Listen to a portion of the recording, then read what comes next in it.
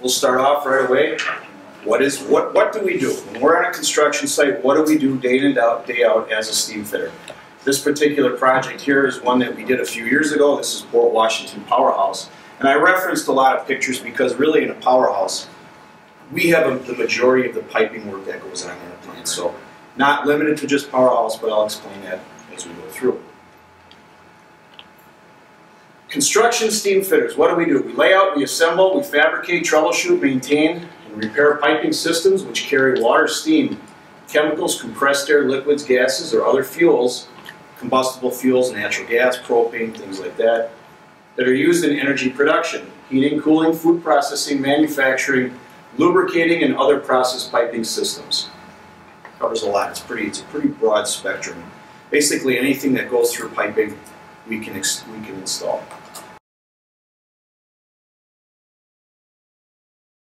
So what does someone need to know? If they're going to get into this industry and say, I'd like to be, hey, that sounds interesting, I want to be a steam fitter. Well, what does somebody need to know to be a construction steam fitter? On a job site, we have to know how to read blueprint specifications. We need to know how to cover detailed isometric sketches and layout of piping and equipment.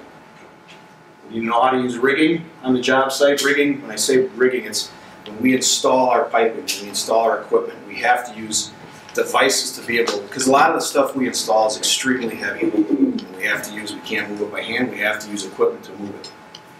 For setting supports and piping of related equipment, valves, and fittings, construction steam fitter needs a lot of measuring, cutting, bending, preparing, and joining of piping of all types.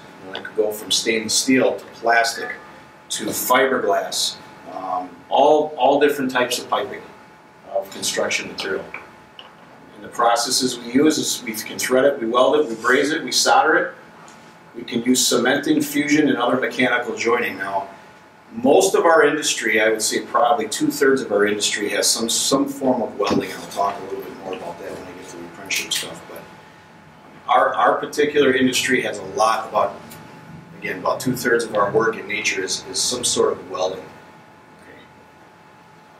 We also have to prepare construction sites for installation of equipment, piping, including walls, floors, ceilings, rooftops, and shafts. We pressure test all of the piping we install before we can start systems up. Put things into operation, we have to pressure test them. Make sure they're going to hold whatever it is that's going through the piping. Steam fitters can work independently, or most of the time on a construction site they have to be able to work as a team. Not having conflicts with the people you're working with. We have to be able to work as a group, not so much as we do work as individuals, but most of the time as a team. And then we work on proper piping practices that we learn in the apprenticeship, and confirm proper function of installed and repaired piping and related equipment.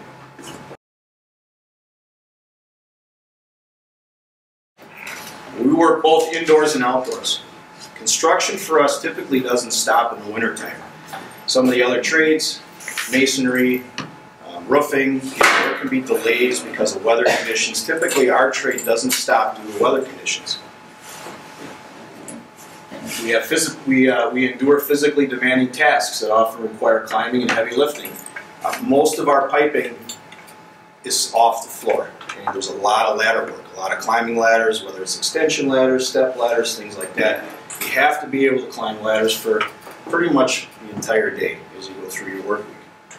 There is some lifting. And we tell everyone not continuous, but intermittently over 50 pounds. Sometimes more than that, sometimes less. You have to be able to handle strenuous physical stamina with walking, standing, and working in cramped or high areas. A lot of heights. As you can see from that previous picture, a lot of the buildings that are erected, there's multiple floors, and you have to be able to work at different elevations, safely.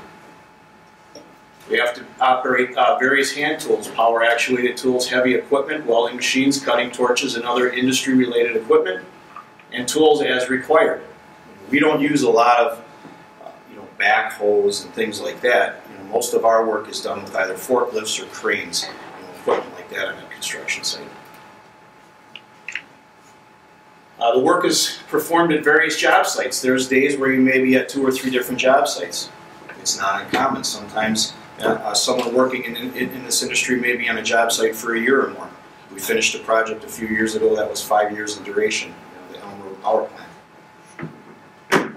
These construction sites may include hospitals, industrial, chemical, power, and wastewater treatment plants, and most other commercial and institutional buildings, as well as residential. We don't do a lot of residential work. In fact, I'm going to venture to say that construction-wise, we don't do any.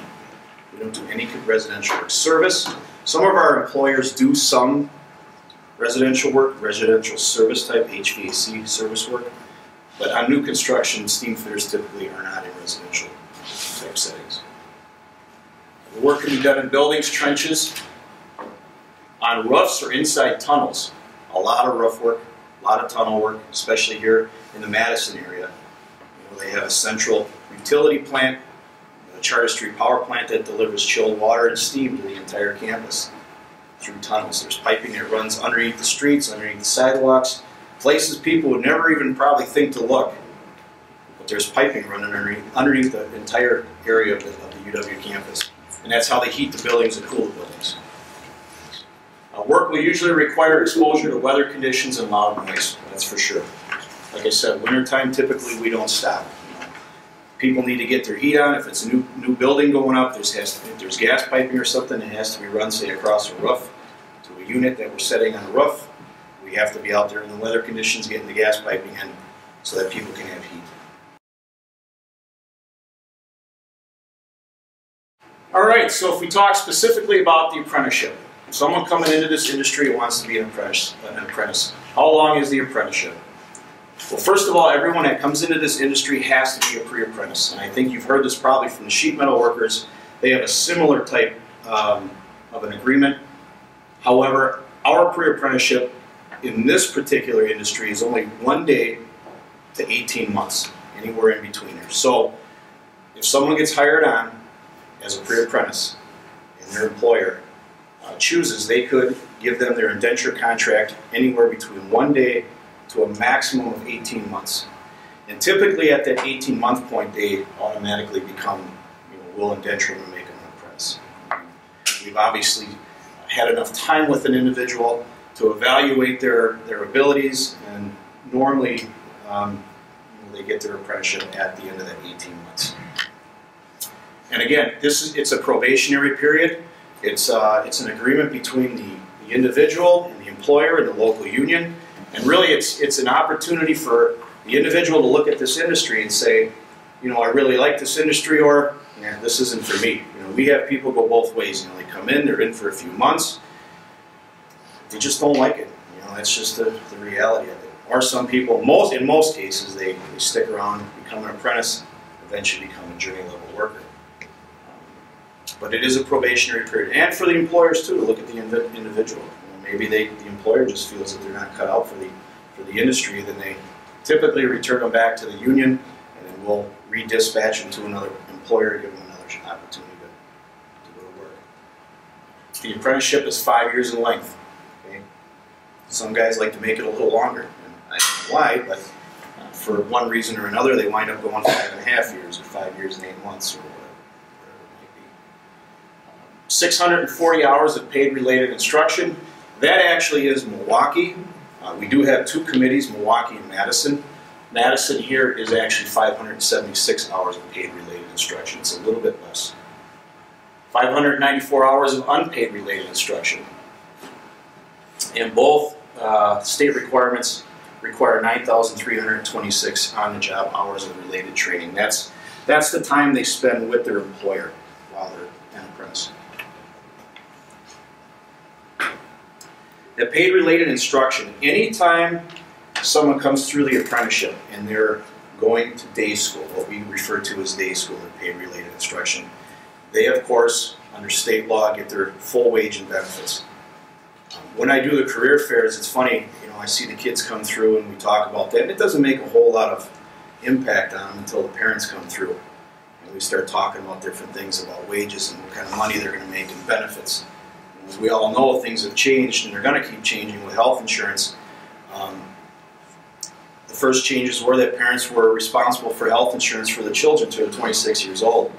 Well, when we tell them when they're an apprentice, they're covered by our insurance plan, that you're not responsible for them anymore. It tends to make their thought process engages a little differently than, I find typically that, unfortunately, the trades might not always be the first option for everybody, but when you start talking about different things that someone will have as they go through an apprenticeship, pension, they'll be accruing pension hours, they'll have health insurance, unlike college, where they won't have the opportunity to have that. It tends to open some eyes up, and they give it a little more consideration, which is good.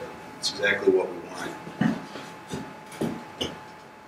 The 594 hours of unpaid related instruction. We are 100% self-funded.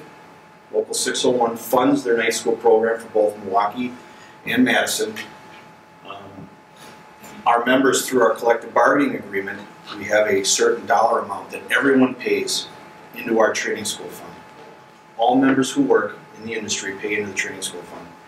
That money we receive, we use to put on our night school, our journey level, enhanced journey level training, our apprenticeship training, and anything we run within our organization is entirely funded by the membership, which is nice because when we talk about costs to an apprenticeship, really the only cost that an apprentice winds up bearing is the day school tuition, which with books, they buy from us for their apprenticeship, and then their day school tuition at the end of the 5 years only amounts to about $3,500, somewhere in that area. The unpaid related instruction at no cost at all to the apprentice. We fund that 100%. And of course, the on-the-job hours will be funded by the employer.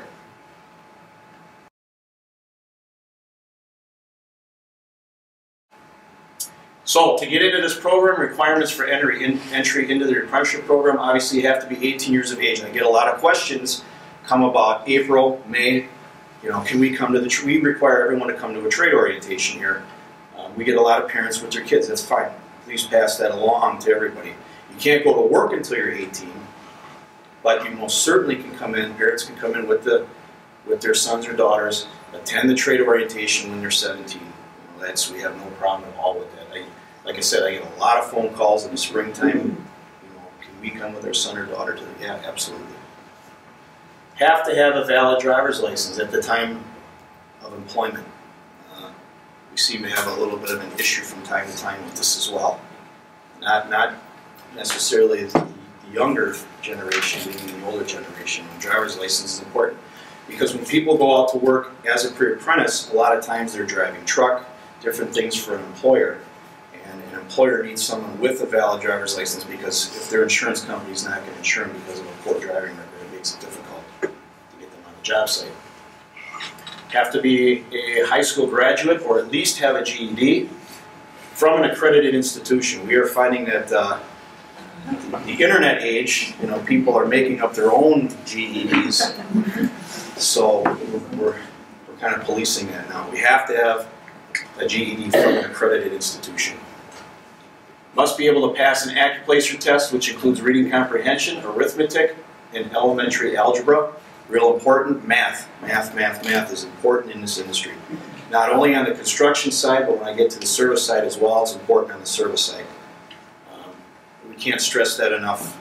When people come into this industry, we do give math classes as part of the apprenticeship, but strong math skills really are going to make someone successful. They must be able to pass an aptitude test, which is spatial relations and a mechanical comprehension test. Because of the welding and the nature of our industry, and a lot of the work we do is from blueprints, from isometric drawings. You have to be able to reference from a drawing to the actual space in which you're working. It's real important.